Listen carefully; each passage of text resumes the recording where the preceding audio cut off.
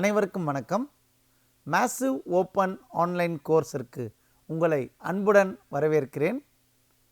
செயற்கை நுண்ணறிவு என்னும் பாடத்திற்கான தொடர் விரிவுரைகளை பற்றி பார்த்து கொண்டிருக்கிறோம். இன்றைய பகுதியில் நாம் பார்க்க இருக்கும் தலைப்பானது பலவீனமான ஸ்லாட்டுகள், அதாவது week slots and filler system, அதாவது ஃபில்லர் அமைப்புகள். சரி, இதில் இந்த ஃபில்லர் அமைப்புகளில் நாம் பார்க்க இருக்கும் உப தலைப்புகள் செமாண்டிக் நெட்வொர்க்குகள் மற்றும் ஃப்ரேம் அடிப்படையிலான அமைப்புகள், which means semantic networks and frame based systems. So இந்த இரண்டு தலைப்புகளை பற்றி நாம் இந்த பகுதியில் பார்க்க இருக்கிறோம். இன்றைய தலைப்பின் கீழ் செயற்கை நுண்ணறிவில் அறிவு பிரதிநிதித்துவத்தின் அறிமுகத்தை பற்றி பார்ப்போம். அறிவு பிரதிநிதித்துவம் அப்படி என்றால் என்ன? Knowledge representation. எப்படி ஆர்டிஃபிஷியல் இன்டெலிஜென்ஸில், செயற்கை நுண்ணறிவு என்றால் ஆர்டிஃபிஷியல் இன்டெலிஜென்ஸ், அந்த ஆர்டிஃபிஷியல் இன்டெலிஜென்ஸில் நாலேஜ் ரெப்ரசன்டேஷன் எவ்வாறெல்லாம் இருக்கிறது அப்படிங்கிறத பற்றி தான் பார்க்குறோம். இந்த ஸ்லாட்ஸ்ன்னு நான் சொன்னேன் இல்லையா, இதில் வந்து இரண்டு விதமான ஸ்லாட்ஸுகள் இருக்குது. ஒன்று வீக் ஸ்லாட், இன்னொன்று ஸ்ட்ராங் ஸ்லாட். நம்ம இந்த பகுதியில் பார்க்கறது வீக் ஸ்லாட். அடுத்த பகுதியில் நம்ம பார்க்க போகும் தலைப்பானது ஸ்ட்ராங் ஸ்லாட். இப்போ வீக் ஸ்லாட்டில் எப்படி நாலேஜ் ரெப்ரசன்டேஷன் இருக்குது அப்படிங்கிறத பற்றி நம்ம இப்போ பார்க்குறோம். இதில் செமாண்டிக் நெட்வொர்க்குகளின் கோட்பாடு அடிப்படைகள், அதாவது செமாண்டிக் நெட்வொர்க்ஸோட பேசிக் பிரின்சிபல்ஸ் அண்ட் ஃப்ரேம் கோட்பாடு, ஃப்ரேம்ஸோட பிரின்சிபல்ஸ் ஆர் ஃப்ரேம் தியரி எப்படி வேண்டுமானாலும் சொல்லலாம். ஃப்ரேம்கள் மற்றும் செமாண்டிக் நெட்வொர்க்குகளின் ஒருங்கிணைப்பு, எப்படியெல்லாம் ஒரு ஃப்ரேமை கொண்டு வந்திருக்காங்க, செமாண்டிக் நெட்வொர்க்ஸ்லாம் எப்படி இதை வந்து ஒருங்கிணைத்து இருக்கிறார்கள், கம்பைன் பண்ணியிருக்காங்க அப்படிங்கிறத பற்றி நம்ம பார்க்க போகிறோம். வீக் ஸ்லாட்ஸ், அதாவது பலவீனமான ஸ்லாட்ஸை, அதோடைய அமைப்புகள், அதற்கான எக்ஸ்பிளனேஷன்ஸ், அதான் வியாக்கரணம், அதோடைய செயல்படுத்துவதுடைய கருத்துகள், எப்படியெல்லாம் அதை நீங்கள் ஃபங்க்ஷனாலிட்டிக்குள்ளே கொண்டு வரலாம் அப்படிங்கிறதையும் பார்ப்போம். அதற்கப்புறம் நம்ம எப்படியெல்லாம் இதற்கு மேலே இந்த வீக் ஸ்லாட்ஸ் பற்றி நம்ம என்னெல்லாம் தெரிஞ்சுக்கலாம் அப்படிங்கிறத பற்றியும் இந்த பகுதியில் விரிவாக பார்ப்போம். அறிவு பிரதிநிதித்துவத்தின் அறிமுகத்தை பற்றி பார்ப்போம். அறிவு பிரதிநிதித்துவம் அப்படின்னா என்ன சொன்னேன்? Knowledge representation. அந்த நாலேஜ் ரெப்ரசன்டேஷன் அப்படின்னா என்னங்க அப்படின்னு பார்த்தீங்கன்னா, செயற்கை நுண்ணறிவு ஆர்டிஃபிஷியல் இன்டெலிஜென்ஸ் அமைப்புகளில் அறிவை பிரதிநிதித்துவப்படுத்தும் முறை. How are you going to implement the knowledge representation in an AI அப்படிங்கிறத பற்றி சொல்கிறது தான் இந்த தலைப்பு. அதை வந்து எப்படி நீங்கள் வந்து அடாப்ட் பண்ண போகிறீங்க நாலேஜ் ரெப்ரசன்டேஷனை அப்படின்னு நம்ம சொல்கிறோம். அப்போது நாலேஜை வந்து கேதர் பண்ணணும், விச் மீன்ஸ் அறிவை சேமித்து அணுகி பயன்படுத்தக்கூடிய வடிவமாக மாற்றுதல். நான் வந்து நிறைய நாலேஜ் கெயின் பண்ணிக்கிட்டே இருக்கேன், ஆனால் கெயின் பண்ணுற எல்லா நாலேஜையும் மொத்தமாக நான் வந்து கொடுக்க போகிறதில்ல. எனக்கு இந்த பகுதிக்கு என்ன தேவையோ அதை மட்டும்தான் கொடுக்க போகிறேன். அதனால்தான் என்னுடைய நாலேஜெல்லாம் சேமித்து அணுகி எது தேவையோ அதுக்கு தகுந்த மாதிரி நான் பயன்படுத்தி கொள்கிறேன். கடினமான, அதாவது ரா டேட்டா, ஃபஸ்ட்டு நீங்கள் எடுத்துக்கிட்டிங்கன்னா அந்த டேட்டா வந்து நமக்கு என்ன சொல்கிறோங்கிறதே புரியாமல் இருக்கும்.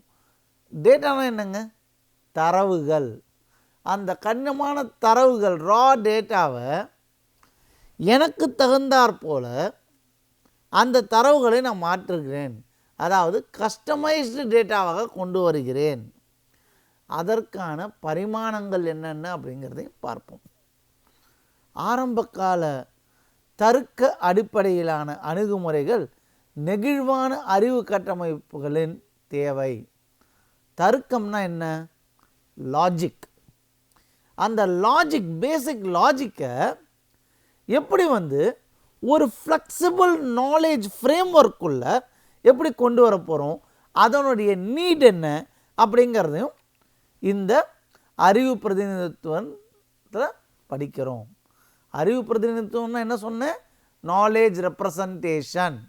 இதில் நம்ம படித்து ஒரு பேசிக் லாஜிக், அது ஒரு ப்ரிமிட்டிவ் லாஜிக்கை எப்படி ஒரு ஃப்ளெக்சிபிள் நாலேஜ் ஃப்ரேம் ஒர்க்கை கொண்டு வரும், அதோடைய நீடு, அதை பற்றி சொல்கிறது தான் இந்த நாலேஜ் ரெப்ரசன்டேஷன். இப்போ இந்த வீக் ஸ்லாட்ஸ் பற்றியும் இந்த ஃபில்லர் அமைப்புகள் பற்றியும் பார்க்குறோம். அப்படின்னா இதனுடைய வரையறை எப்படி இருக்கும் அப்படின்னு பார்த்தீங்கன்னா, தகவல்களை சின்ன சின்னதாக ஸ்லாட்ஸ்னால் என்ன? உங்களுக்காக உருவாக்கப்பட்ட பகுதிகள். அந்த ஸ்லாட்டில் ஃபில்லர்கள் மூலம் அமைக்கும் கட்டமைப்புகள், ஸ்லாட் பண்புகள் அல்லது இதை அடையாளப்படுத்துதல், ஃபில்லர்கள் ஸ்லாட்டுகளான மதிப்புகள், எப்படியெல்லாம் அந்த ஸ்லாட்ஸுக்கு குட்டி குட்டியாக அந்த ஸ்லாட்ஸுக்கு நம்ம எப்படி ரேங்கிங் கொடுக்குறோம் அப்படிங்கிறத பற்றியும் பார்ப்போம். இதோடைய இம்பார்ட்டன்ஸ் என்ன அப்படின்னு பார்த்தீங்கன்னா, அறிநிலை அறிவியலில் மனித அறிவு அமைப்பை பிரதிபலிக்கிறது. அதாவது ஆர்டிஃபிஷியல் இன்டெலிஜென்ஸோட ஹியூமன் இன்டெலிஜென்ஸையும் சேர்த்து எது பெட்டர், ஹியூமன் இன்டெலிஜென்ஸ் ஒருவேளை ஆர்டிஃபிஷியல் இன்டெலிஜென்ஸ் மிஞ்சிருமோ அப்படிங்கிறத ஒரு ஃபோக்கஸ் கொண்டு வருதான் அந்த பிரதிபலிப்பு. செயற்கை நுண்ணறிவுனா ஆர்டிஃபிஷியல் இன்டெலிஜென்ஸில் நெகிழ்வான அறிவு பிரதிநிதித்துவத்தை அனுமதிக்கிறது. அப்போது எனக்கு இந்த ஆர்டிஃபிஷியல் இன்டெலிஜென்ஸில் எப்படி நான் ஒரு ஆர்டிஃபிஷியலான ஒரு நம்பகத்தன்மையுள்ள ஒரு அறிவை கொண்டு வரும், ஒரு நாலேஜ். அறிவு என்றால் இந்த இடத்துல பிரெயினில் நாலேஜ் ரெப்ரசன்டேஷன், எப்படி நம்ம நாலேஜ் ரெப்ரசன்டேஷன் ஏஐயில் கொண்டு வரோம் அப்படிங்கிறது சொல்கிறது தான் இந்த வீக் ஸ்லாட்ஸ் அண்ட் ஃபில்லர் அமைப்புகளோட தேர்முறையாக இருக்கிறது. சரி, இதோட ஹிஸ்டாரிக்கல் அப்சர்வேஷன்ஸ் என்னென்ன அப்படின்னு பார்ப்போம். அதாவது வரலாற்று பின்னணிகள் என்னென்ன அப்படின்னு பார்த்தீங்கன்னா, ராஸ் குயிலியனின் செமாண்டிக் நெட்வொர்க்குகள் 1966 அவருடைய கருத்துக்களை இணைக்கும் கிராஃப் அடிப்படையிலான மாடலாக உருவாக்குகிறது. மனித நினைவக அமைப்பை பிரதிபலிக்க வடிவமைக்கிறது. இதில் இந்த மார்லின் ஃபின்ஸ்கி அப்படின்னு ஒருத்தர் ஒரு ஃப்ரேம்ஸை பற்றி சொன்னார். அவர் எப்போ சொல்கிறார்?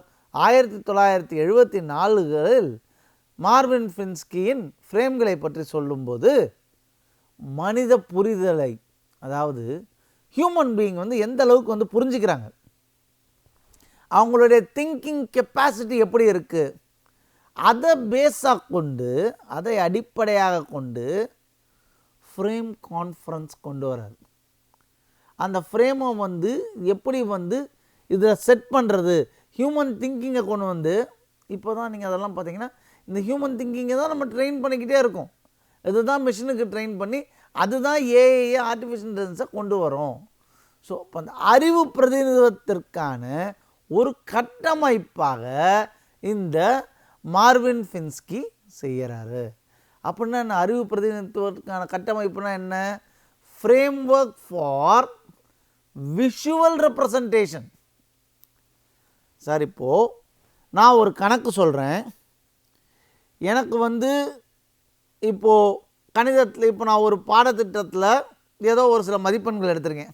கணிதத்தில் 64, அறிவியலில் அதாவது மேக்ஸில் 64, சயின்ஸில் ஒரு 84, சோஷியல் சயின்ஸில் ஒரு 76, இங்கிலீஷில் ஒரு 92, தமிழில் 98 அப்படின்னு நான் எடுத்திருக்கேன்.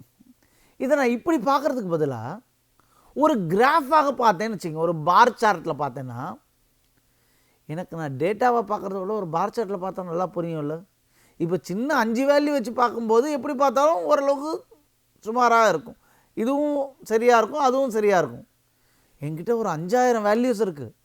அதை தியரட்டிக்கலாக மேத்தமேட்டிக்கலாக நான் வந்து டேபிளர் ஃபார்மேட்டில் பார்க்குறத விட ஒரு கிராஃப் வச்சு பார்த்தேன்னா எவ்வளோ நல்லா புரியும்.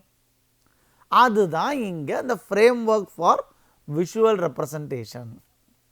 இப்போது அடுத்ததில் பார்த்தீங்கன்னா செமான்டிக் நெட்வொர்க்கின் அடிப்படை கூறுகள், அதாவது பேசிக் பிரின்சிபல்ஸ் என்னென்ன இருக்குது, பேசிக் எலிமெண்ட்ஸ், கூறுகள்னால் எலிமெண்ட்ஸ், அந்த செட்ஸ் எப்படி இருக்குது, பேசிக் செட்ஸ் எப்படி இருக்குன்னு பார்த்தீங்கன்னா உங்களுக்கு நோட்ஸ் இருக்கும், எட்ஜஸ் இருக்கும். நீங்கள் நிறைய இடத்துல பார்த்துருப்பீங்க V, E அப்படின்னு போட்டிருப்பாங்க. V is nothing but the vertex, அதான் இங்கே நம்ம நோட்ஸ்ன்னு சொல்கிறோம். ஸோ அப்போ அந்த கருத்துக்கள், பொருட்களின் நிகழ்வுகள் அல்லது அந்த எப்படி அந்த நோட்ஸ் எல்லாம் இருக்குது, எந்த இடத்துல இருக்குது, இதோடைய எப்படி அதோட பொருட்களை எப்படியெல்லாம் பேரிட்டிருக்காங்க, அதோட எப்படி அதை வந்து பப்ளிசைஸ் பண்ணுறாங்க அப்படிங்கிறது தான். சரிங்க சார், அந்த நோட்ஸ் எனக்கு 2-3 நோட்ஸ் இருக்குது அப்படின்னா அந்த 2 நோடையும் நான் கனெக்ட் பண்ணுற நோட்ஸ்னால் இப்படி இருக்குங்க. இதுதான் நோட் 1, நோட் 2. இதை நான் கனெக்ட் பண்ணணும். அப்போ தான் எனக்கு இங்கே என்ன சொல்கிறோங்கிறது இந்த இடத்துல தெரியும். ஸோ அப்போது இந்த 1, 2 நான் போட்டிருக்கேன் இல்லையா, இதெல்லாம் தான் எனக்கு நோட்ஸு. இது நோட் 1, இது நோட் 2. ஆனால் இங்கே நான் கனெக்ட் பண்ணுறது இதுதான் என்னுடைய எட்ஜஸ். ஸோ இதுதான் என்னுடைய விளிம்புகள். ஸோ நோட்களுக்கு இடையே ஆன தொடர்புகளை குறிக்கின்றது. அப்போது எப்படி இதை வந்து நான் வந்து சொல்ல போகிறேன் அப்படின்னு பார்த்தீங்கன்னா, நீங்கள் உங்கள் டேட்டாபேஸ் மேனேஜ்மெண்ட் சிஸ்டம்ங்கிற ஒரு சப்ஜெக்டில் பார்த்தீங்கன்னா கூட என்டிட்டி ரிலேஷன்ஷிப்னு ஒரு டயக்ராம் பற்றி படிச்சிருப்பீங்க. அப்போது இதற்கும் அதற்கும் ஒரு தொடர்பு ஏற்படுத்தணும்னா is a, has a, it is a part of அப்படின்லாம் சொல்லுவோம் இல்லையா. அதெல்லாம் சொல்கிறது தான் இந்த எட்ஜஸை வச்சுக்கிட்டு நம்மளால் சொல்ல முடியும். சரி, அடுத்து இந்த செமான்டிக் நெட்வொர்க்களோட டைப்ஸ் என்னென்ன, வகைகள் என்னென்ன அப்படின்னு பார்த்தீங்கன்னா, டைப்ஸ்னால் வகைகள் என்னென்னு பார்த்தீங்கன்னா டெஃபனிஷனல் நெட்வொர்க்ஸ், அசர்ஷனல் நெட்வொர்க்ஸ். டெஃபனிஷனல் நெட்வொர்க்ஸில் இஸ் அ அப்படின்னு போட்டிருப்போம், இஸ் ஏ, அதுதான் ஒரு டாக்ஸானமி. ஃபார் எக்ஸாம்பிள், இப்போ டீர் இஸ் அன் அனிமல், தமிழில் சொல்லணும்னா மான் ஒரு விலங்கு. ஆமாம், மான் என்பது விலங்கு. இது டெஃபனிஷனல் நெட்வொர்க் கீழே வந்துடும். அசர்ஷனல் நெட்வொர்க்கில் அதோடைய உண்மையான தகவல் என்ன அப்படின்னு பார்த்தோம் அப்படின்னா, இப்போ ஃபார் எக்ஸாம்பிள் தமிழ்நாடு எங்கே இருக்குது? தமிழ்நாடு இந்தியாவில் இருக்குது. இந்தியாவில் எந்த பகுதியில் இருக்குது? தமிழ்நாடு இந்தியாவின் தெற்கில் உள்ளது. இது அசர்ஷனல் நெட்வொர்க். இப்போ உங்களுக்கு அந்த டிஃப்ரென்ஸ் புரியும்னு நினைக்கிறேன். சரி, இப்போ அந்த செமான்டிக் நெட்வொர்க்களோட வகைகள் மறுபடியும் பார்த்தீங்கன்னா அசர்ஷனல் நெட்வொர்க், அப்புறம் இம்ப்ளிகேஷனல் நெட்வொர்க் அண்ட் எக்ஸிக்யூட்டபிள் நெட்வொர்க். இம்ப்ளிகேஷனல் நெட்வொர்க்னா என்ன? காரண உறவுகள், அப்படின்னா தியரட்டிக்கல் அந்த ரிலேஷன்ஷிப்ஸ். சரி, அப்போது என்ன காரணம்? நான் என்ன சொல்கிறேன், இப்போ வந்து உங்கள் வீட்டு வாசலில் ஒரு மழை பெய்யுதுங்க. மழை பெய்தால் அப்போ வீட்டு வாசல் எப்படி இருக்கும்? ஈரப்பதமாக இருக்கும் இல்லையா? சரி, ஈரப்பதமாக இருந்தால் நான் முதல்ல சாதாரண நிலையில் இருக்கும்போது வேகமாக நடந்திருப்பேன், இல்லை வேகமாக ஓடி இருப்பேன். ஆனால் மழை பெஞ்சா வீட்டில் என்ன சொல்லுவாங்க, தம்பி மழை பெய்யுது, ரோடு சாலைகள்லாம் ஈரமாக இருக்குது, ஓடாதீங்க வழுக்கும். அப்போது ஏதான ஒரு காரண உறவுகள் இருக்கு இல்லைங்களா? இதுதான், இதற்கு பெயர் தான் இம்ப்ளிகேஷனல் நெட்வொர்க்ஸ். அதாவது மழை பெய்தால் ஈரப்பதம் உருவாகும், வெட்டாகும். அந்த மாதிரி வெட்டாச்சுன்னா எனக்கு ஸ்லிப்பரியாக இருக்கும், வழுக்கும் சாலைகள் இருக்கும். அதனால் பத்திரமாக செய்யணுங்கிறது தான் இம்ப்ளிகேஷனல் நெட்வொர்க்ஸ். சரி, அடுத்து பார்த்தீங்கன்னா எக்ஸிக்யூட்டபிள் நெட்வொர்க்ஸ். அப்படின்னா அதோடைய செயல்முறை ரெப்ரசன்டேஷன். அதாவது எக்ஸிக்யூட்டபிள் நாலேஜ் ஒரு எக்ஸிக்யூட்டபிள் நெட்வொர்க்ஸில் எப்படி இருக்கும் பார்த்தீங்கன்னா, உதாரணமாக எப்படியெல்லாம் நான் ஒரு வாகனம் ஓட்டலாம். ஒரு கார் ஓட்டுறேன், நெகிழியை ஓட்டுறேன். அந்த கார் ஓட்டும்போது நான் என்ன பண்ணுவேன், கிளச்சை ப்ரெஸ் பண்ணி ஸ்லைட்டாக ஆக்சிலரேட்டர் கொடுத்து முதல்ல ஃபஸ்ட் கியரை போட்டுப்பேன். கிளச்சை ப்ரெஸ் பண்ணி கிளச்சையும் ரிலீஸ் பண்ணும், ஆக்சிலரேட்டர் ஸ்லைட்டாக கொடுக்கணும். அப்புறம் கிளச்சை ப்ரெஸ் பண்ணி செகண்ட் கியர் போடுவேன், கிளச்சை ப்ரெஸ் பண்ணி தேர்ட் கியர் போடுவேன். அப்படின்னா என்னுடைய வாகனம் வேகமாக செல்ல செல்ல என்னுடைய அந்த கியர்ஸ் எல்லாம் மாற்றுவேன். அதுக்கு தகுந்த மாதிரி படிநிலைகள் மாறும். ஸோ நான் இந்த இடத்துல ஏதோ ஒரு விஷயத்தை எக்ஸிக்யூட் பண்ணுறேன். அதற்கு பேர் தான் எக்ஸிக்யூட்டபிள் நெட்வொர்க்ஸ். சரி, இப்போ அடுத்து செமாண்டிக் நெட்வொர்க்ஸில் பரம்பரை வழிமுறைகள். அப்படின்னா பரம்பரை வழிமுறைகள் அப்படின்னா என்னுடைய இன்ஹெரிட்டன்ஸ் ப்ராப்பர்ட்டியெல்லாம் எப்படி நான் கொண்டு வர போகிறேன் அப்படிங்கிறத பார்ப்போம். இப்போ இந்த பரம்பரை வழிமுறைகள்னு பார்த்தீங்கன்னா அதோடைய ப்ராப்பர்ட்டிஸ் பண்புகள் படிநிலை வழியாக கீழ்நோக்கி பரவுகின்றன. அதாவது மேலேருந்து கீழே வருதுன்னா, மேல்நிலையிலேருந்து கீழ்நிலை வருதுன்னா, நீங்கள் பாடத்திட்டத்தில் மேல்நிலை கீழ்நிலை இல்லை. இந்த இடத்துல அப்பாவோட ப்ராப்பர்ட்டி, அப்பா செய்கிற அவருடைய குணாதிசயங்களை பையனும் கடைபிடிப்பான், மகளும் கடைபிடிப்பாள். அப்போது அப்பாக்கிட்டேருந்து ஒரு சில இன்ஹெரிட்டட் ப்ராப்பர்ட்டிஸ் பையனுக்கு வருது. அவர் பண்ண அதே செயல்பாடுகள் பையனும் செய்வான். அதுதான் இந்த இடத்துல பரம்பரை வழிமுறைகள். மேல்நிலை வகுப்புகளிலிருந்து கீழ்நிலை வகுப்புகளுக்கு பண்புகள் மரபுரிமையை பெறப்படுகிறது. அதாவது இன்ஹெரிட் ஆகி அந்த அடுத்த ஜென்ரேஷனும் அப்பாவோட இதுக்கு முன்னாடி இந்த ஜென்ரேஷனோட ப்ராப்பர்ட்டிஸை யூஸ் பண்ணிக்கிறாங்க அப்படிங்கிறது சொல்கிறோம். ஃபார் எக்ஸாம்பிள், இப்போ நான் இதுக்கு முன்னாடி ஒரு எக்ஸாம்பிள் சொன்னேன், டீர் இஸ் அன் அனிமல்னு. இப்போ நம்ம பார்ப்போமே, any animal will be breathing. அதாவது விலங்குகள் சுவாசிக்கின்றன. எதுவாக இருந்தாலும் உலகத்தில் உயிருடன் இருக்கிறோம் என்றால் சுவாசம் முக்கியமானது, ப்ரீத் பண்ணணும் இல்லைங்களா? ஸோ விலங்குகள் சுவாசிக்கின்றன. அப்போது நான் என்ன சொல்கிறேன், இப்போ நான் இஸ் ஏ அப்படின்னு நான் யூஸ் பண்ண போகிறேன். Line is an animal, line is on animal. ஏன் சார் இஸ் ஏ நீங்கள் இப்போ ஆன் சொல்கிறீங்களன்னா அது ஆல்ஃபபெட், அதனால் வவல்ஸ், அதனால் வவல்ஸாக இருக்கிறதுனால ஆன் போடுறோம். So line is an animal. அப்போது இங்கே நம்ம தமிழில் சொல்லலாம், சிங்கம் ஒரு விலங்கு, சிங்கம் இஸ் அ விலங்கு. சரி, இதுக்கு முன்னாடி நான் என்ன சொன்னேன், ஆல் அனிமல்ஸ் வில் பிரீத், விலங்குகள் சுவாசிக்கின்றன. லயன் இஸ் அன் அனிமல் அப்படின்னா சிங்கம் இஸ் அ விலங்கு. சரி, அப்போ சிங்கம் சுவாசிக்காதா? எல்லா அனிமலும் சிங்கமும் சுவாசிக்கும். இப்போ அங்கேருந்து உங்களுக்கு கீழே இறங்கி வரோம் பாருங்கள். அப்போது சிங்கம் சுவாசிக்கிறது, விலங்குகள் சுவாசிக்கின்றன, சிங்கம் இஸ் அ விலங்கு, சிங்கம் சுவாசிக்கிறது. இதுதான் இந்த பரம்பரை வழிமுறைகளுக்கான உதாரணமாகும்.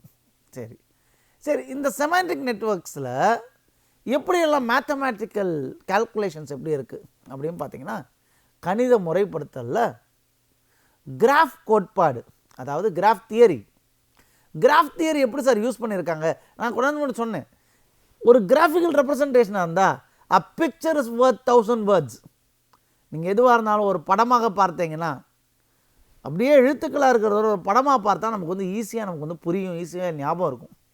அதே மாதிரி இந்த கிராஃப் தியரியில் அடிப்படை வடிவமைப்புன்னு பார்த்தீங்கன்னா V,E சொல்கிறோம். அதுதான் அந்த வீனா ஜிங்கிறது இதில் கிராஃபு, அந்த ஜிங்கிற லேபிளில் V,E. விங்கிறது என்னென்னு பார்த்தீங்கன்னா நோட்களின் தொகுப்பு. நான் அதை தான் என்ன சொன்னேன் ஆங்கிலத்தில் கொஞ்ச நேரத்துக்கு முன்னாடி, வெர்டெக்ஸ். வி என்றால் வெர்டெக்ஸ். சரி, அப்போ இ என்ன? இ என்றால் எட்ஜஸ். அப்போது இந்த அட்ஜசன்சி மேட்ரிக்ஸ் அப்புறம் இந்த பாத் அல்காரிதம்ஸ்லாம் இந்த வெர்டெக்ஸ் அண்ட் எட்ஜஸ் மூலிமா தான் ஒர்க் ஆகும். இதுக்கு தான் நீங்கள் ஒரு சில அல்காரிதம் டேட்டா ஸ்ட்ரக்சர்ஸ் மாதிரி சப்ஜெக்ட்ஸில் படிச்சிருப்பீங்க. டிக்ஸ்ட்ரா அல்காரிதம், ஃப்ளாய்ட் அல்காரிதம், இதெல்லாம் நம்ம படிச்சிருப்போம். அதுக்கெல்லாம் இந்த வெர்டெக்ஸ் எட்ஜஸ்லாம் யூஸ் பண்ணியிருப்பாங்க. சரி, இப்போ இந்த செமாண்டிக் நெட்வொர்க்கில் இதோடைய அட்வான்டேஜஸ் என்ன, அதோட லிமிட்டேஷன்ஸ் என்ன சார் அப்படின்னு பார்த்தீங்கன்னா, அட்வான்டேஜஸ்ன்னு எடுத்துக்கிட்டிங்கன்னா இதோடைய அந்த கருத்துக்கள் சாராம்சத்தை வந்து மிக துல்லியமாக காட்சிப்படுத்தும். உங்களுக்கு நல்ல விஷுவலாக ரெப்ரசன்ட் பண்ண முடியும். சரி, வாரிசுரிமை எளிதாக்கப்பட்டது. இன்ஹெரிட்டன்ஸ் ப்ராப்பர்ட்டியை வந்து ஈஸியாக கொண்டு வந்துட்டோம். உறவுகளை புரிந்து கொள்ள எளிது.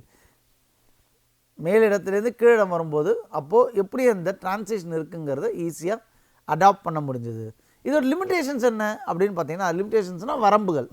அப்படின்னா என்னென்னு பார்த்தீங்கன்னா, சிக்கலான தர்க்கத்தை, சிக்கலான தர்க்கம்னா என்னமோ சொன்னேன் எனக்கு கொஞ்ச நேரத்துக்கு முன்னாடி, லாஜிக். சிக்கலான தர்க்கம்னா என்ன, காம்ப்ளெக்ஸ் லாஜிக். அந்த காம்ப்ளெக்ஸ் லாஜிக்கை கையாள்வதில், அடாப்ட் பண்ணுறதுல, யூஸ் பண்ணுறதுல ஒரு சில காம்ப்ளிகேஷன்ஸ் இருக்கும். கையாள்வது சிரமம். தகவல் இல்லாத போது, அதாவது இன்ஃபர்மேஷன் இல்லாத போது யூ கெட் கன்ஃபியூஸ்ட். ஸோ அப்போ தகவல் இல்லாத போது குழப்பம் ஏற்படுறதுக்கான வாய்ப்புகள் அதிகம். பெரிய அளவிலான பிரச்சனைகளுக்கு அளவிடுதல் சிரமம். So this will not work for complex problems when the data set or when it is high and when there is more number of complexity, இதை நமக்கு யூஸ் பண்ண முடியாது. அதனால் இதெல்லாம் இதோடைய செமாண்டிக் நெட்வொர்க்கோட லிமிட்டேஷன்ஸ். இப்போ இந்த ஃப்ரேம் கோட்பாடு அடிப்படைகள், ஃப்ரேம் தியரி என்ன சொல்கிறாங்க, அதோட பேசிக்ஸ், அடிப்படைகள்லாம் பேசிக்ஸ் அப்படின்னா என்னன்னு பார்த்தீங்கன்னா, ஃபின்ஸ்கியின் ஃப்ரேம் அவரோட ரூல் என்ன சொல்கிறார் அப்படின்னா, இதில் அந்த மார்வின் மின்ஸ்கி 1974 ஃப்ரேம் கோட்பாடை கொண்டு வந்தார். இவர் என்ன சொல்கிறார், a framework for representing knowledge அப்படின்னு ஒரு ரிசர்ச் ஆர்டிக்கிளை எழுதியிருக்கார். That become very famous. அதாவது ஒரு புகழ்பெற்ற ஆய்வு கட்டுரையை எழுதியிருக்கார். ஆய்வு கட்டுரைங்கிறது தான் ரிசர்ச் ஆர்டிக்கல். இதில் மனித கண்டறிதல் மற்றும் அறிவாற்றலை மாதிரியாக்குதல், அதாவது ஹியூமன் பர்செப்ஷன் அண்ட் காக்னிட்டிவ் எபிலிட்டியை செக் பண்ணியிருக்காரு. எப்போ சார் செக் பண்ணியிருக்காரு, 1974 மார்வின் மின்ஸ்கி இதை பற்றி ஒரு ரிசர்ச் ஆர்டிக்கிள் எழுதி, ஃப்ரேம் ஒர்க் ஃபார் ரெப்ரசன்டிங் நாலேஜ்னு எழுதி, அந்த ஹியூமன் பர்செப்ஷனும் காக்னிட்டிவ் எபிலிட்டி பற்றியும் அவர் அப்போவே ஸ்டடி பண்ணியிருக்காரு. ஸோ கட்டமைப்பு அடிப்படையிலான அறிவு பிரதிநிதித்துவம் பெற்றுள்ளது. இப்போ சைக்காலஜிக்கல் ஃபேக்டர்ஸ்னு பார்த்தீங்கன்னு வச்சுக்கோங்க, உளவியல் அடிப்படையான சைக்காலஜிக்கல் ஃபேக்டர்ஸை பார்த்தோன்னா, மனித அறிவாற்றல் செயல்முறைகள் பின்பற்றப்படுகின்றன. என்னெல்லாம் ஹியூமன் செய்கிறாங்களோ இப்போ எல்லாமே நம்ம ரோபோட் செய்யுதுங்க. முன்றைய காலத்தை விட இப்போ வந்து ஆர்டிஃபிஷியல் இன்டெலிஜென்ஸ் ரொம்ப அதிகமாக வர அதுவும் இந்த கோவிடுக்கு அப்புறமா இருக்கும் காலத்தில் பார்த்திங்கன்னா அந்த ரோபோட்டிக் மூமெண்ட்ஸ் ரொம்ப அதிகமாகிடுச்சு. அது ஹியூமன் பிஹேவியரை வந்து ஃபுல்லாக ட்ரெயின் ஆகிட்டு அது வந்து ரோபோ வந்து ஹியூமனை போல அதுவும் நடந்து கொள்கிறது.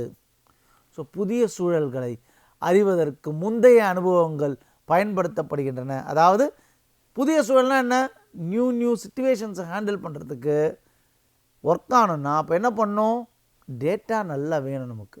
அப்போ ட்ரெயின் ஆகுது. ஸோ அப்போ இங்கே நம்ம என்ன மாதிரி லேர்னிங் கடைபிடிக்கிறோம், சூப்பர்வைஸ்ட் லேர்னிங். ஸோ நான் வந்து ஒரு லேர்னிங்கை வந்து அதிகமாக நான் ட்ரெயின் ஆக இன்னும் கொஞ்சம் சக்தி வாய்ந்ததாக அடைகிறேன். அதுதான் ரோபோ வந்து இன்னும் நல்ல ட்ரெயின் ஆக இன்னும் நிறைய இன்ஃபரன்சஸ் கொடுக்க முடியுது. மனித மூளை எவ்வாறு பொருள்கள் மற்றும் நிலைமைகளை அடையாளம் காண்கிறதோ அவ்வாறெல்லாம் இப்போ இருக்கும் ரோபோட்டிக்களும் அடையாளம் காண முடிகிறது. எதிர்பார்ப்புகள் மற்றும் கட்டமைப்புகள் கண்டறிதல் மற்றும் புரிதலுக்கு வழிகாட்டுகின்றன. இதெல்லாம் சைக்காலஜிக்கல் ஃபேக்டர்ஸ். ஃப்ரேம்களின் கட்டமைப்பு கூறுகள், அதாவது ஸ்ட்ரக்சரல் எலிமெண்ட்ஸ் ஆஃப் ஃப்ரேம்ஸ் என்னென்னு பார்த்தீங்கன்னா ஸ்லாட்ஸ். ஸ்லாட்ஸ்னால் அதோட ப்ராப்பர்ட்டிஸ் பற்றி பார்ப்போம், பண்புகள், இல்லைனா அந்த ப்ராப்பர்ட்டி செட்ஸை பற்றி கூட பார்ப்போம். பொருள் அல்லது நிலைமையின் பல்வேறு அம்சங்கள். உதாரணமாக ஒரு கார் ஃப்ரேம் இருக்குது சார், நார்மல் கார் இருக்குது, ஓட்டுறீங்க. அதில் நீங்கள் காரில் வந்து என்னெல்லாம் நீங்கள் ஐடென்டிஃபை பண்ணுவீங்க?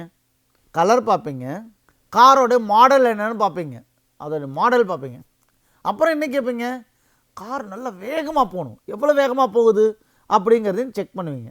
ஸோ கலர் பார்க்குறீங்க, மாடல் பார்க்குறீங்க, அதோட ஸ்பீடு பார்க்குறீங்க, இது எல்லாமே பார்க்குறது தான். இது ஒன்று ஒவ்வொரு ஸ்லாட்டு, இவ்வளோ தான்.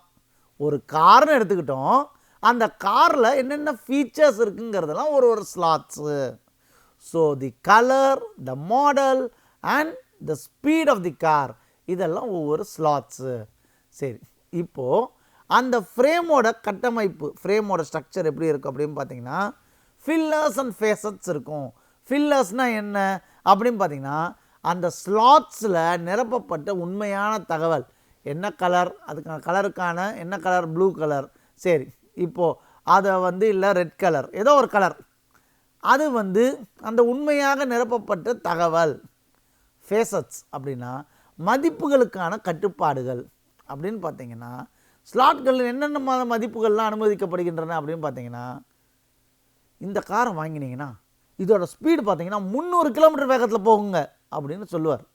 ஒரு வியாபார யுக்தியை பயன்படுத்தி ஒரு காரை விற்கணும்னு நினைக்கிறவங்க, இது இவ்வளோ வேகத்தில் போகணும்னு நமக்கு வந்து ஆஹா இவ்வளோ ஸ்பீடா, அப்போது அவர் என்ன சொல்கிறார்? மேக்ஸிமம் 300 வரைக்கும் போகுங்கிறார். Which is the limitation. அது வரைக்கும் போகும், எப்போவுமே 300 போகும்னு சொல்ல, மேக்ஸிமம் 300 வரைக்கும் போகும் அப்படின்னா அதுதான் அந்த ஃபேசட்ஸ். ஃபில்லர்ஸ்னால் கலர் சொல்கிறோம், ஃபேசட்ஸ்னால் ஸ்பீடு சொல்கிறோம். இப்போது இயல்பு நிலை மதிப்புகள் மற்றும் விதிவிலக்குகள்னு பார்த்தீங்கன்னா which is nothing but default values. இப்போ என்கிட்ட இன்ஃபர்மேஷனே இல்லை சார், எனக்கு நான் என்ன பண்ணணுன்னே எனக்கு தெரியல, தகவலே இல்லை அப்படின்னா பயன்படுத்தப்படும் சாதாரண மதிப்புகள். உதாரணம், ஒரு பறவை இருக்குங்க, ஒரு ஃப்ரேமில் ஒரு பறவை வச்சிங்கன்னா, பறவைனா என்ன, பறவை எதுக்கு இருக்கும்? பறவையோட திறன் என்ன? பறவையோட திறன் வந்து பறக்கும் திறன் கொண்டது. அப்போது இந்த பறவை பறக்குமா? அனைத்து பறவையும் பறக்குமா? பறவை என்றால் பறக்கும், அப்போ ஆம்னு சொல்லிடுறோம். ஆனால் இதுக்கு ஒரு சில எக்ஸப்ஷன்ஸ் இருக்குது. என்ன மாதிரி எக்ஸப்ஷன்ஸு? இயல்பு நிலை மதிப்புகளை மேலெழுதுதல். அப்படின்னா எல்லா பறவையும் பறக்காது. பெங்குயின் வந்து பறவை இனத்தில் சேர்ந்தது தான், பெங்குயினால் பறக்க முடியுமா? முடியாது. அதுதாங்க அந்த எக்ஸப்ஷன். பறவைனா ஜெனரிக்காக பார்த்தீங்கன்னா உங்களுக்கு பறக்கும், டிஃபால்ட்டாக பார்த்தீங்கன்னா பறவை என்றால் பறக்கும். ஆனால் எக்ஸப்ஷன் என்று எடுத்துக்கொண்டீங்கனால் பெங்குயினால் பறக்க முடியாது, இது எக்ஸப்ஷன். அப்போ நான் மோனோட்டோனிக் ரீசனிங் அப்படின்னு பார்த்தீங்கன்னா இது நான் மோனோட்டோனிக் ரீசனிங். இதில் நீங்கள் என்ன மாதிரி ஜட்ஜ்மெண்ட் கொண்டு வரலாம்? பறவை என்றால் பொதுவாக பறக்கும், ஆனால் ஒரு சில பறவைகள், பெங்குயின் போல பறவைகள் அதில் பறக்க முடியாது. இதுதான் நான் மோனோட்டோனிக் ரீசனிங்னு சொல்கிறோம். சரி, இப்போது இந்த வாரிசுரிமை, அதாவது இன்ஹெரிட்டன்ஸ் மற்றும் ஃப்ரேமோட படிநிலைகள்லாம் எப்படி இருக்குதுன்னு பார்த்தீங்கன்னா, ஃப்ரேமோட படிநிலைகள் வந்து அதான் is a, has a, line is a விலங்கு, லயன் இஸ் அன் அனிமல் அப்படின்னு சொல்கிறோம் இல்லையா? அந்த உறவுகள் மூலம் எட்ஜஸ் மூலிமா வந்து we are relating the nodes. So அதுதான் ஃப்ரேமோட படிநிலைகள்.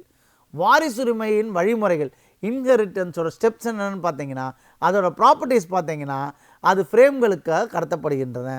இதை வந்து ஓவர் ரைட் பண்ணிக்கலாம். அதாவது ஒரு சில மரபுரிமையை கொண்டு அதோட ப்ராப்பர்ட்டிஸை வச்சு நீங்கள் அதை ஓவர் ரைட் பண்ணலாம். இது ஆப்ஜெக்ட் ஓரியன்டட் ப்ரோக்ராமிங்லேயும் ஒரு சில யூனிக் ஆர் ஒரு கம்பைனார காம்பினேஷன்ஸ், சிமிலர் காம்பினேஷன்ஸோட இதை வந்து நெகிழ்வாக கொண்டு வர முடியும். சரி, இந்த வீக் ஸ்லாட்ஸை பற்றி நீங்கள் பார்த்தீங்கன்னா, இந்த வீக் ஸ்லாட்ஸில் எப்படியெல்லாம் ஃபில்லர்ஸை வந்து பிளேஸ் பண்ணுறாங்க அப்படின்னு பார்த்தீங்கன்னா, அதில் வந்து ப்ராப்பர்ட்டி ப்ரொபகேஷன் இருக்குது. ப்ராப்பர்ட்டி ப்ரொபகேஷன்னா என்ன? அதோடைய பண்புகள் வந்து பிரிவு படிநிலைகள் எப்படியெல்லாம் பரவுகின்றன அப்படின்னு பார்க்கும். இதில் இன்ஹெரிட்டன்ஸ் ரீசனிங் இருக்குது. அதாவது இன்ஹெரிட்டன்ஸ் ரீசனிங் என்ன சொன்னேன், மேலே அப்பா கிட்டேருந்து பையனுக்கு எப்படி வருது. அனைத்து விலங்குகளும் சுவாசிக்கின்றன, சிங்கமும் சுவாசிக்கும், ஏனென்றால் சிங்கம் ஒரு விலங்கு.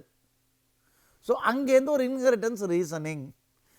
மல்டிபிள் இன்ஹெரிட்டன்ஸ் சொன்னேன், அதாவது ஒரே ஒரு கருத்து இருக்குது, அதை பல மூலங்களில் நான் ப்ராப்பர்ட்டி கொண்டு வந்து நான் வந்து ஃபீச்சர்ஸ் கொண்டு வந்து அதை என்ஹான்ஸ் பண்ண முடியும். கான்ஃப்ளிக்ட் ரெசல்யூஷன், முரண்பாடுகளை கான்ஃப்ளிக்ஸை தீர்க்கும் வழிமுறைகளும் இருக்கும். இதெல்லாம் தான் வீக்ஸ் லாஸில் கொண்டு வரோம். சரி, இப்போது பேட்டர்ன் மேட்சிங்னு சொல்கிறோம் அண்ட் யூனிஃபிகேஷன். பேட்டர்ன் மேட்சிங் அப்படின்னா என்ன பண்ண போகிறோம், பேட்டர்ன்ஸ். இப்போது நம்ம தமிழ்நாட்டில் உள்ள பெண்கள் பார்த்திங்கன்னா நிறைய பேர் காலையில் வந்து கோலங்கள் போடுவாங்க. எல்லாராலையும் இந்த கோலம் போட முடியாது, புள்ளி வச்ச கோலங்கள் இருக்கும். ஒரு ஒரு 10 புள்ளிகளை அவங்களுக்கு தகுந்த மாதிரி வைப்பாங்க. அந்த 10 புள்ளிகள் தினமே ஒரே மாதிரி 10 புள்ளிகள் வைப்பாங்க. அந்த 10 புள்ளியில் 4 கோலம் போடலாம், ஒவ்வொரு நாளும் ஒவ்வொரு கோலங்கள் போடலாம். ஸோ இன்றைக்கி போட்ட கோலம் நாளைக்கு இருக்காது, நாளைக்கு போட்ட கோலம் நாளை மறுநாள் இருக்காது. அதாவது இதுதான் அந்த பேட்டர்ன்ஸ். ஸோ அந்த பேட்டர்னை அந்த கோலத்துக்கு தகுந்த மாதிரி எப்படியெல்லாம் மேட்ச் பண்ணுறாங்கிறது தான் பேட்டர்ன் மேட்சிங். இதில் யூனிஃபிகேஷன் சொல்கிறோம், 2 கட்டமைப்புகள் ஒன்றாக இணைக்கும் செயல்முறை. எப்படி இந்த காம்பினேஷனை கொண்டு வந்து யூனிக்காக எப்படி கொண்டு வராங்க, எப்படி அழகாக கோலங்கள் வருது அப்படிங்கிறது தான் அந்த பேட்டர்ன் மேட்சிங் அண்ட் யூனிஃபிகேஷன். அனைவராலும் கோலம் போட முடியாது, ஒரு சில பெண்களால் தான் கோலம் போட முடியும். அதுக்காகவே நீங்கள் எல்லாம் பார்த்தீங்கன்னா இந்த கோவிட் டயத்துலாம் பார்த்தீங்கன்னா நிறைய பேர் இந்த நோட் புக்கில் நிறைய புள்ளி வச்ச கோலங்கள்லாம் போட்டு இதெல்லாம் போட்டு பார்த்துட்டு அதுக்கப்புறம் தான் கீழே தரையில் போடுவாங்க. அப்போது முதல்ல ஒரு ப்ராக்டிஸ் பண்ணுறாங்களா, அதுக்கு தான் நம்ம மேட்சிங் அல்காரிதம்ஸ் கொண்டு வரோம். ஏன்னா அதான் பொருத்தமான தகவல்களை கொண்டு வந்து அப்போ தான் வந்து இன்னும் பெட்டராக என்னால் கீழே போடும்போது கோலம் போடும்போது அழகாக போட முடியுங்கிறதுக்காக கொண்டு வரோம். வேரியபிள்ஸ் பைண்டிங், இது என்ன பண்ணுறோன்னா எப்படி போட்டால் இந்த கோலங்கள் அழகாக தெரியுங்கிறது தான் இந்த பைண்டிங் வேரியபிள்ஸை கொண்டு வரும். சரி, இப்போ இதில் எப்படி கண்டறிதல் மற்றும் இதோட கட்டுமானங்கள், இதோட கன்ஸ்ட்ரக்ஷன்ஸ்லாம் எப்படி இருக்குது அப்படின்னு பார்த்தீங்கன்னா ரெகக்னிஷன் ப்ராசஸ் இருக்குது. அதாவது தரவுகளை அடையாளம் காண்பது. தரவுகள்னால் நான் என்ன சொன்னேன், தரவுகள்னால் data. How are you going to identify your data, அதுதான் ரெகக்னிஷன் ப்ராசஸ். அப்புறம் கன்ஸ்ட்ரக்ஷன் ப்ராசஸ், இதில் என்ன சொல்கிறேன், புதிய அறிவை உருவாக்குறது. How are you going to identify or create new knowledge. அறிவுனா இங்கே knowledge. Top down versus bottom up அப்படின்னா மேலிருந்து கீழ் இல்லைன்னா கீழிருந்து மேல். இதை வந்து எப்படி how you are going to utilise it, என்ன மாதிரி சுச்சுவேஷனில் டாப் டவுன், என்ன மாதிரி சுச்சுவேஷனில் பாட்டம் அப் நான் பண்ண போகிறேன் அப்படிங்கிறத பார்க்க போகிறது. ஹைபாத்தசிஸ் ஜென்ரேஷன் அப்படின்னா இதற்கு என்னெல்லாம் எக்ஸ்ப்ளனேஷன்ஸ்லாம் எனக்கு தேவை அப்படின்னு சொல்கிறது தான், அந்த சாத்தியமான விளக்கங்கள் அதை வந்து உருவாக்குறது தான் ஹைபாத்தசிஸ் ஜென்ரேஷன். அடுத்து இந்த முரண்பாடுகளை கையாளும் விதம் எப்படின்னு பார்த்தீங்கன்னா conflicts, how are you going to handle the conflicts, இதுதான் முரண்பாடு கையாளுதல். இன்கன்சிஸ்டன்சிஸ் அப்படின்னா எனக்கு இந்த அறிவமைப்பில் எனக்கு எப்படி பண்ண போகிறேன்னே தெரியலன்னா அதான் அந்த கான்ஃப்ளிக்ஸ். கான்ட்ராடிக்ஷன் ஹேண்ட்லிங் அப்படின்னா எப்படி இந்த கான்ட்ராடிக்டரி சிச்சுவேஷனை நான் எப்படி ஹேண்டில் பண்ணி ஹவ் ஆம் I going to solve it அப்படிங்கிறது தான் கான்ட்ராடிக்ஷன் ஹேண்ட்லிங். அப்புறம் ட்ரூத் மெயின்டெனன்ஸ் சிஸ்டம் அப்படின்னு பார்த்தீங்கன்னா கம்ஃபர்டபுளாக ஹவ் ஆம் I going to represent the knowledge, இந்த நாலேஜ் எப்படி இருக்குங்கிறத எப்படி ஐடென்டிஃபை பண்ண போகிறேன் அப்படிங்கிறது தான் truth maintenance system. Belief revision, new இன்ஃபர்மேஷனை பேஸ் பண்ணி நான் எப்படி என்னுடைய சிஸ்டத்தை நான் ட்ரெயின் பண்ணிக்கிறேன், அதுதான் பிலீஃப் ரிவிஷன்.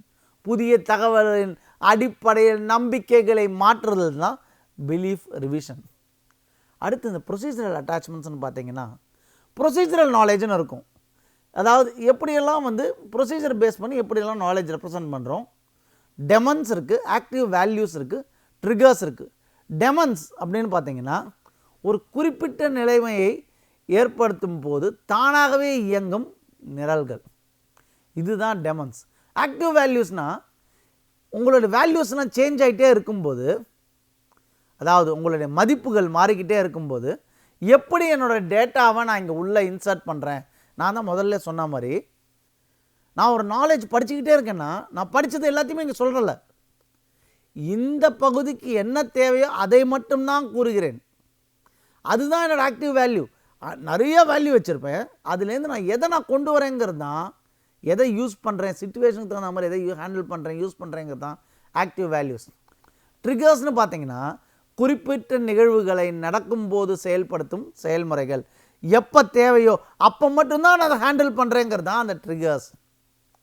இப்போ ஃப்ரேம் மற்றும் பொருள் நோக்கு நிலை நிறைவாக்கம் பார்த்தீங்கன்னா அதோடைய சிமிலாரிட்டிஸ்னு பார்த்தீங்கன்னா, அந்த ஃப்ரேம்ஸோட சிமிலாரிட்டிஸ்னு பார்த்தீங்கன்னா 2 ஸ்லாட் இருக்குங்க. அந்த 2 ஸ்லாட்லையும் எப்படியெல்லாம் பயன்படுத்துகிறோம், அதோடைய ப்ராப்பர்ட்டிஸ் எப்படி யூஸ் பண்ணுறோம். 2 இன்ஹெரிட்டன்ஸ் இருக்குது. இவருடைய இன்ஹெரிட்டன்ஸை எப்படி கொண்டு வராங்க, இவருடைய இன்ஹெரிட்டன்ஸை எப்படி கொண்டு வராங்க, இதில் என்ன மாதிரி சிமிலாரிட்டிஸ் இருக்குங்கிறது தான் இந்த ஃப்ரேமோட சிமிலாரிட்டிஸ். லிமிட்டேஷன்ஸ் அப்படின்னு பார்த்தீங்கன்னா ஆர் டிஃபரன்சஸ், வேறுபாடுகள்னால் டிஃபரன்சஸ். வேறுபாடுகள் பார்த்தீங்கன்னா இதை எப்படியெல்லாம் நார்மல் ஃபேக்டர்ஸுக்கு எப்படி இந்த ஃப்ரேமை யூஸ் பண்ணுறோம், எப்படி இந்த ஃப்ரேமை யூஸ் பண்ண போகிறோம், எக்ஸிக்யூட் பண்ண போகிறோம், எப்படி அந்த ஃப்ரேமை ஒரு பிரதிநிதித்துவத்திற்கு உருவாக்க போகிறோம். நாலேஜுக்கு, என்னுடைய நாலேஜுக்கு ரெப்ரசன்டேஷனுக்கு how am I going to use my knowledge representation with the help of frames அப்படிங்கிறது தான் ஃப்ரேம்கள் முதன்மையாக அறிவு பிரதிநிதித்துவத்தை கொண்டுள்ளது. இதெல்லாம் டிஃப்ரென்சஸ். இப்போ இந்த ஃப்ரேம்களுக்கும் செமாண்டிக் நெட்வொர்க்கும் உள்ள சிமிலாரிட்டி அண்ட் டிஃப்ரென்சஸ்னு பார்த்தீங்கன்னா கருத்து தொடர்புகள் 2 முறைகளுமே எவ்வாறெல்லாம் ஒன்றோடு ஒன்று இணைகிறது அப்படிங்கிறத பார்க்குறோம்.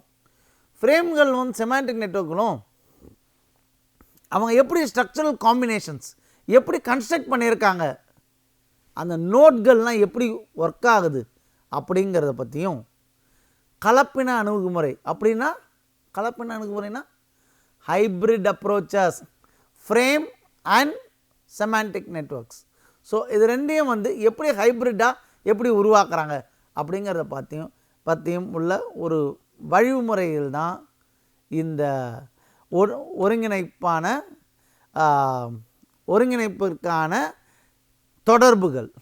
சரி, இப்போ இதோடைய என்னெல்லாம் ஒரு எக்ஸிக்யூட்டிவ் ஸ்ட்ரென்த்ஸ் என்னென்ன, வெளிப்பாட்டு திறன்கள் என்னென்ன அப்படின்னு பார்த்தீங்கன்னா, ஒரு காம்ப்ளெக்ஸ் லாஜிக், காம்ப்ளெக்ஸ் சிச்சுவேஷனையும் how are you going to handle the complex situation, சிக்கலான உறவுகளை கையாளும் திறனை பற்றி பார்ப்பது, கண்டிஷன்ஸ் இருந்ததுன்னா கட்டுப்பாடுகள் மற்றும் விதிகளை சேர்க்கும் திறன், conditions and rule handling, and ஃப்ரேம்கள் உள்ளே நோட்கள் ஒரு கட்டமைப்பின் சிறந்த அம்சங்களை இதுதான் ஹைப்ரிட் அப்ரோச் சொல்லுவோம். எப்படி கம்பைன் பண்ணிங்கன்னா பெட்டராக கொண்டு வரும்.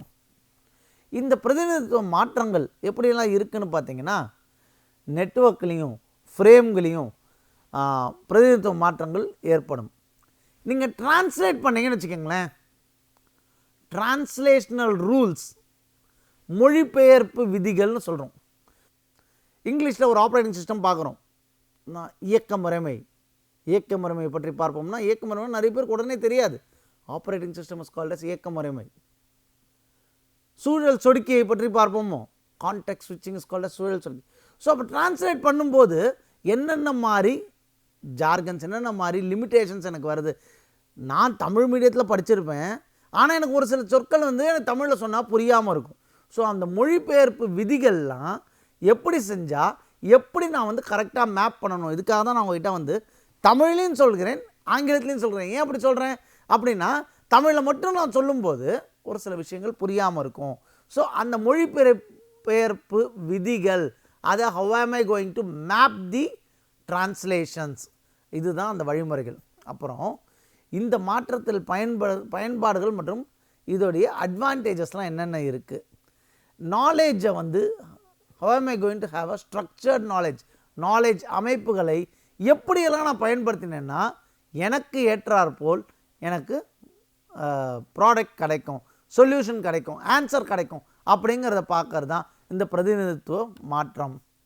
இந்த செயல்படுத்தல் கருத்துக்கள், அறிவு கையகப்படுத்தல் சேலஞ்சஸ் என்னென்ன இருக்குது, நாலேஜ் ரெப்ரசன்டேஷன்னால, நாலேஜ் ஹேண்ட்லிங்னால what are the challenges that I am going to face அப்படின்னு பார்த்தீங்கன்னா, நாலேஜ் அக்விசிஷன். நாலேஜ் அக்விசிஷன் என்னென்னா, அந்த நாலேஜை நான் எப்படியெல்லாம் நான் சேர்க்குறேன், எப்படியெல்லாம் கோடிட்டு காமிக்கிறேன்.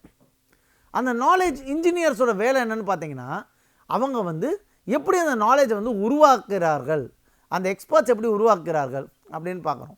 இந்த அறிவு கையகப்படுத்தும் சவால்கள் என்னென்னு பார்த்தீங்கன்னா, டொமைன் எக்ஸ்பர்ட்ஸ் எப்படி இருக்காங்க, நாலேஜ் எக்ஸ்ட்ராக்ஷன் மெத்தட்ஸ் என்னென்ன, எக்ஸ்பர்ட்ஸ் கிட்டேருந்து how the knowledge is been adapted, அதோடைய பிரின்சிபல்ஸ், அதோடைய வழிமுறைகள்லாம் எப்படி இருக்குது அப்படிங்கிறத பற்றியும் பார்க்குறோம். சரி, இந்த கம்ப்யூட்டேஷனல் திறன் மற்றும் பிரச்சனைகள்னு பார்த்தீங்கன்னா, கம்ப்யூட்டேஷனல் எஃபிஷியன்சி எப்படி இருக்குது, மெமரி ரிக்குயர்மெண்ட்ஸ் எப்படி இருக்குது, ஸ்கேலிங் சேலஞ்சஸ் எப்படி வந்து நான் ஒரு 128 MB இல்லைனா ஒரு 8 GB DDR RAM வச்சுருக்கேன், 16 GB DDR ரேமுக்கு நான் மாற்றணும் அப்படின்னா how am I going to scale, இதனால் ஸ்கேல் பண்ணுறதுனால இதோட சேலஞ்சஸ் என்னென்ன, என்னோடய ப்ராசஸர் தான் மாற்றணுமா அப்படின்னு பார்த்தா ஸ்கேலிங் சேலஞ்சஸ். இது எப்படி நான் வந்து யூஸ்ஃபுல்லாக யூஸ் பண்ண போகிறேன் அப்படிங்கிறது தான், அந்த ஹேண்டில் பண்ணுறது தான் ஆப்டிமைசேஷன் டெக்னிக்ஸ். இதை யூஸ் பண்ணுவோம், அதை யூஸ் பண்ணுவோம், எதை யூஸ் பண்ணால் பெட்டராக இருக்கும் அப்படின்னு சொல்கிறது தான் ஆப்டிமைசேஷன் டெக்னிக்ஸ். இந்த செயல்படுத்தும் கருத்துக்கள் பார்த்தீங்கன்னா, ஃப்ரேம் ரெப்ரசன்டேஷன் லாங்குவேஜ்னு ஒன்று இருக்குது, FRL. அது என்ன பண்ணுன்னா பிரதிநிதித்துவத்தோட மொழி. இதே இதை KRL ஒன்று இருக்குது, FRL மாதிரியே KRL இருக்குது. KRLனா நாலேஜ் ரெப்ரசன்டேஷன் லாங்குவேஜ். ஸோ இது வந்து அறிவு பிரதிநிதித்துவம். how am I going to represent the knowledge, how am I going to represent the frame is called as frame representation language, the language that is used for knowledge is called as knowledge representation language. சரி, இப்போது இந்த தர்க்க அடிப்படையிலான அமைப்புகளின் ஒருங்கிணைப்பு அப்படின்னா logic. எப்படி நான் லாஜிக் யூஸ் பண்ணுறேன், லாஜிக் பேஸ்ட் சிஸ்டம்ஸ் இருக்குது. ஹைப்ரிட் சிஸ்டம் யூஸ் பண்ண என்ன மாதிரி advantages of integrating the systems, இணைக்கும் போது எப்படியெல்லாம் எனக்கு அட்வான்டேஜஸ் இருக்குது, இதோட மாடர்ன் அப்ளிகேஷன்ஸ்லாம் எப்படியெல்லாம் நம்ம யூஸ் பண்ணலாம் அப்படிங்கிறத பார்க்குறது தான் இந்த செயல்படுத்தல் எக்ஸிக்யூஷனோட கருத்துக்கள். நவீன செயல்படுத்தல்கள் அப்படின்னு பார்த்தீங்கன்னா நாலேஜ் கிராஃப்ஸ் இருக்குது, செமான்டிக் வெப்ஸ் இருக்குது, அண்ட் எப்படியெல்லாம் ஆர்டிஃபிஷியல் இன்டெலிஜென்ஸ் மெஷின் லேர்னிங்கில் என்னுடைய அப்ளிகேஷன்ஸை செயற்கை நுண்ணறிவில் நான் எப்படியெல்லாம் அப்ளிகேஷன்ஸை யூஸ் பண்ணுறேன் அப்படிங்கிறத பார்க்குறது தான் இந்த நியூ சேலஞ்சஸ். அதுதான் அப்ளிகேஷன்ஸ் இன் AIML.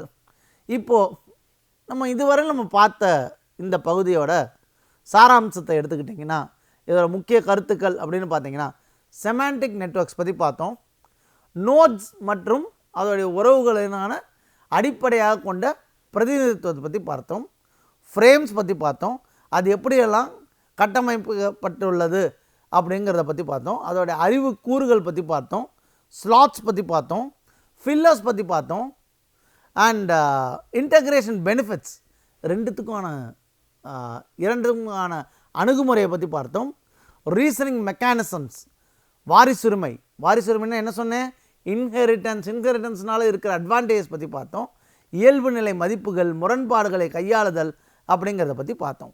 இப்போ இதோட தொகுப்புரை நீங்கள் எடுத்துக்கிட்டிங்கன்னா பலவீனமான ஸ்லாட்ஸ், வீக் ஸ்லாட்ஸு, ஃபில்லர் அமைப்புகள் அப்படிங்கிறத பற்றி நம்ம பார்த்தோம். இது எப்படியெல்லாம் ஃப்ளெக்சிபிளான நாலேஜ் ரெப்ரசன்டேஷன் கொண்டு வரும் அப்படிங்கிறத பற்றியும் பார்த்தோம். அதுக்கப்புறம் செமான்டிக் நெட்வொர்க்களோட ஃப்ரேம்ஸ் எல்லாம் எப்படி நீங்கள் வந்து how can you join the semantic networks and the frames அப்படிங்கிறத பற்றி பார்த்தோம். இப்போ இருக்கிற நியூ AI டெக்னாலஜிஸோட இம்பார்ட்டன்ஸ் பற்றி, அதாவது நவீன AI அமைப்புகளின் முக்கிய அடித்தளத்தை பற்றி பார்த்தோம். தொடர்ந்து வளரும் ஆராய்ச்சி மற்றும் செயல்படுத்துதல் பகுதியை பற்றி பார்த்தோம். மனித அறிவை பிரதிநிதித்துவப்படுத்துவதற்கான முக்கிய முன்னேற்றத்தை பற்றியும் இந்த பகுதியில் நம்ம பார்த்தோம். மீண்டும் அடுத்த பகுதியில் சந்திக்கும் வரை உங்களிடம் விடைபெறுகிறேன். நன்றி, வணக்கம்.